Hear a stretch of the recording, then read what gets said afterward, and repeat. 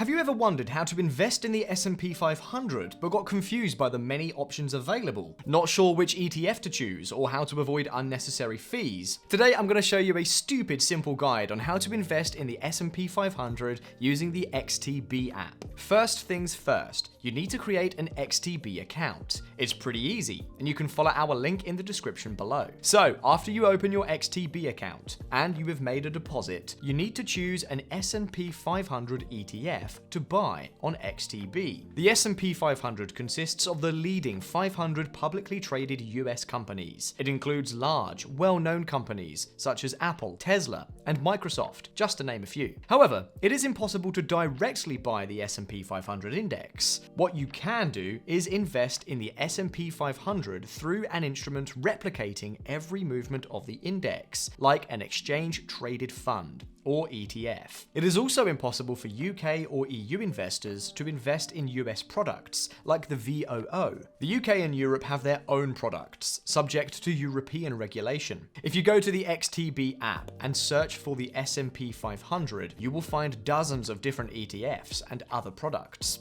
So how do you choose the right ETF? The table on screen shows the 4 biggest S&P 500 ETFs available on XTB. This list was filtered by using Just ETF, which is a site that can help you easily find and compare ETFs. We would recommend any of the 4 for these reasons. All present a total expense ratio, TER, of 0.07%, which is considered very low. The replication method is physical, meaning that you are investing in the underlying assets. These are the biggest ETFs by asset under management, AUM, meaning that they are extremely likely to be closed down. Out of these 4, the SXR8 and the VUAA might be interesting to explore, since both are accumulating ETFs, meaning that dividends are reinvested inside of the ETF, which might be beneficial for tax reasons in some countries, since generally dividends paid are taxed. Please keep in mind that the same ETF can be traded in different exchanges and in different currencies. If your currency is not the euro, it might be interesting to invest in an ETF quoted in your home currency. Why? Because you will not be charged unnecessary currency conversion fees. So in this case, we will invest in SXR8, which is an ETF from iShares that replicates the S&P 500. The process would be the same for the other ETFs. We choose the instrument, which is listed in Germany